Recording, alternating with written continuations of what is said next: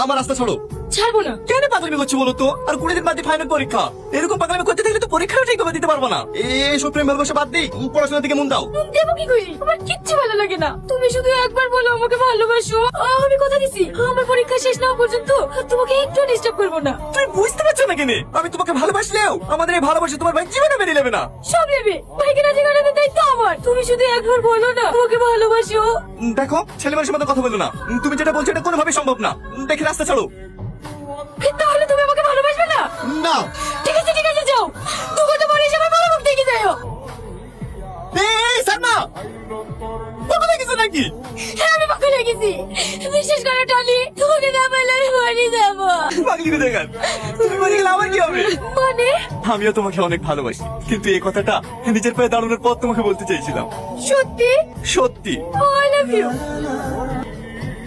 I love you too. এই শালার এত বড় স্পর্ধা আমার বোনের থেকে হাত বাড়ায়। টনি, টনি, কথা বলো টনি। আমি কথা দিছি এই গ্রাম ছেড়ে অনেক দূরে চলে যাবো। দয়া করে আমার ছেলে চারটা বিক্রি দেন। ক্ষমতার বাইরে হাত দেবেন না। দোষ করেছি আমি, আমাকে শাস্তি দেন। কিন্তু এর মধ্যে আমার পকেটে দিন কেন? আমার মেয়ে সবার কিচ্ছু জানে না। এই আমার সে বাচ্চা চুপ কর। কাকিকে বলছি রে, আমার সে বাচ্চা কোথায় কর। ও ছেলে মানুষ তো, ওর কথা কিছু মনে করেন না। ছেলে মানুষ এলাকায় আজ পর্যন্ত কারো ক্ষমতায় না আমার বোনের দিকে চোখ তুলে তাকাবে। আর এই ছোট লোকের বাচ্চারা এত বড় স্পর্ধা আমার বোনের সাথে প্রেম করবে। শাহিন, এই নেন দাদা। আপনার পায়ে ধরে বলেছে দয়া করে আমার বাপ মারা ছেলেটুককে ছেড়ে দেন।